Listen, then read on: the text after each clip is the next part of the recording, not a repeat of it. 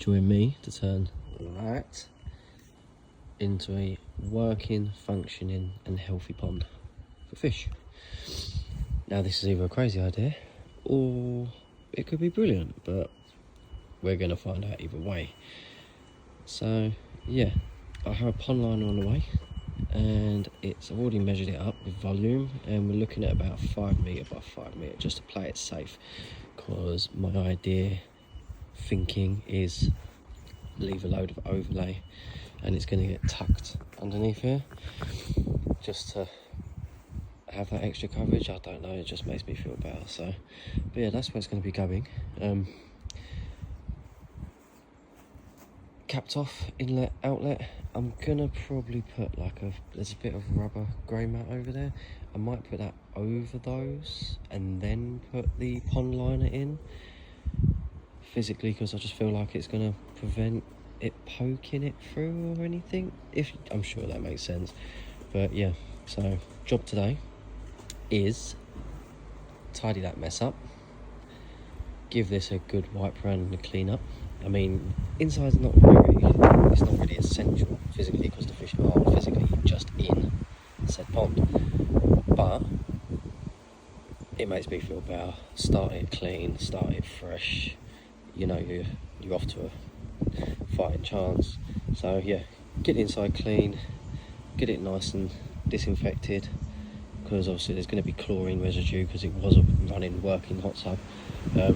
So yeah, we need to get rid of that, and then the next stages will be pump and obviously the liner. I have got a pump, and this is the pump that I'll be using. Excuse the state of the shed, it's honestly, time just isn't in my favour. So I've already measured this out. It's nothing fancy, straight off of Amazon. Cost about, I think it was retailing at nearly 70 quid. I got it for 56 on a deal. I mean, that's telescopic, so that actually extends, but as it stands set up like that, that will be just enough to put it about an inch above the water line. I've attached this bit of string which is going to aid me on pulling it out, putting it in, so I can clean up the filters. But yeah, it's nothing crazy, nothing special, it's gonna do the job. But yeah, so nice and simple, and that is it. Trying to keep this as cost effective and cheap and cheerful as possible, and in the long run the idea will be to potentially get some koi carp fry and nurture them and grow them into decent healthy fish to move on, sell on. I'm not sure yet, I'm kind of just winging it, I don't really know. But yeah, so we've got the pond, we've got filtration, we've got airflow, location, pond liners on its way, we've got water treatment, I've got a pond bomb which is going to activate it, but to activate it I need to get a couple of fish in there because it needs the ammonia. I'm just going off what the guy in the shop told me.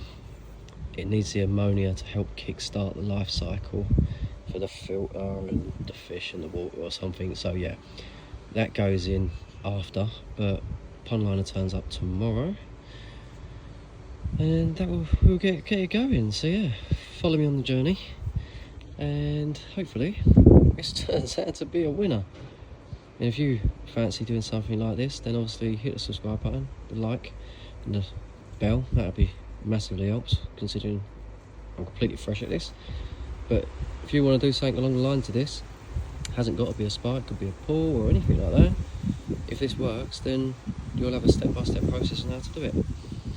But yeah, obviously this channel is predominantly going to be about fish care, raising the fish. You're basically just going to follow my journey with me, learn from my mistakes, my successes, if there's going to be any, but fingers crossed, touch wood. Yep, I did just touch my shed. But yeah, so I'm just going to try and keep things as simple as possible, learn as we go, and prevention is going to be key here. I want to make sure that water quality is tip top before anything happens, because I want to prevent problems before they even occur. Yeah, we're going to get them, but let's try and minimise how many we get. So yeah, I'm going to let you guys watch me clean a hot tub for a couple of seconds. Don't worry, I'll speed it up.